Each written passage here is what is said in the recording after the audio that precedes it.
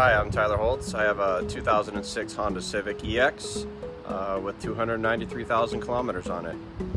I decided to install the stitching on this vehicle one winter when I cracked the bumper pulling into a friend's driveway. I got the idea for this from a blogger on YouTube.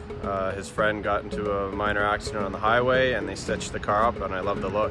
The next customization I did was adding a beer tap as a gear shifter to my car.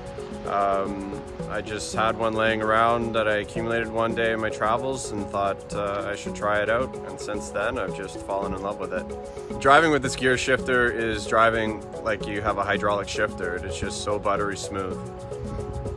We just bought a new Honda Accord from Cambridge Center Honda, and I'm a little bit conflicted. I'd like to put the beer tap in as my new shifter, but my wife doesn't approve.